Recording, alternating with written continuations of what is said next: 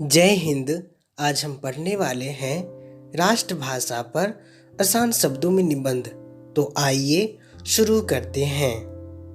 राष्ट्रभाषा का शाब्दिक अर्थ है समस्त राष्ट्र में प्रयुक्त भाषा, अर्थात आम जन की भाषा, जनभाषा।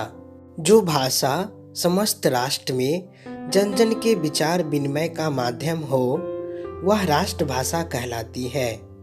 भारत की कोई भी राष्ट्रभाषा नहीं है, परंतु राजभाषा के रूप में हिंदी और अंग्रेजी को स्वीकार किया गया है। भारतीय संविधान में भारत की कोई राष्ट्रभाषा नहीं है। सरकार ने 22 भाषाओं को आधिकारिक भाषा के रूप में जगह दी है, जिसमें केंद्र सरकार या राज्य सरकार अपने जगह के अनुसार किसी भी भाषा को आधिकारिक भाषा के रूप में चुन सकती है। केंद्र सरकार ने अपने कार्यों के लिए हिंदी और रोमन भाषा को आधिकारिक भाषा के रूप में जगह दी है। इसके अलावा अलग अलग राज्यों में स्थानीय भाषा के अनुसार भी अलग अलग आधिकारिक भाषाओं को चुना गया है।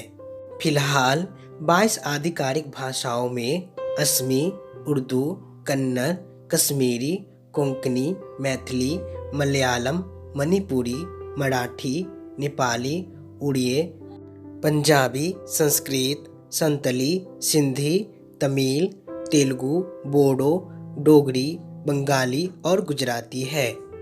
वर्तमान में सभी 22 भाषाओं को आधिकारिक भाषा का दर्जा प्राप्त है। 2010 में गुजरात उच्च न्यायालय ने भी सभी भाषाओं को समान अधिकार के साथ रखने की बात की थी। हालांकि न्यायालयों और कई स्थानों में केवल अंग्रेजी भाषा को ही जगह दिया गया है। किसी भी देश की संस्कृति का महत्वपूर्ण हिस्सा उसकी राष्ट्रभाषा होती है, जिसका प्रयोग लिखने, पढ़ने और वार्तालाप करने में किया जाता है।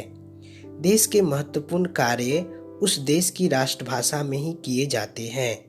उदाहरण के रूप में हमारे पड़ोसी देश बांग्लादेश में बंगाली भाषा को राष्ट्रभाषा के रूप में मान्यता दी गई है और वह सबसे अधिक बंगाली भाषा का प्रयोग किया जाता है।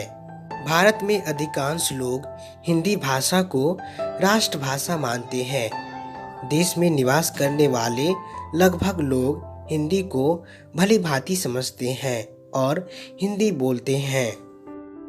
परंतु यह भी एक सत्य है कि हिंदी भाषा देश की राष्ट्रभाषा नहीं बन पाई है, क्योंकि इस भाषा को अभी तक राष्ट्रभाषा के रूप में स्वीकार नहीं किया गया है।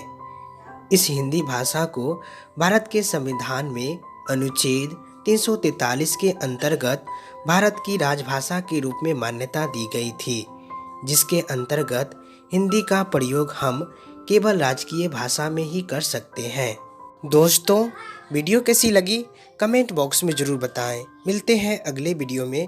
तब तक के लिए जय हिंद, वंदे मातरम।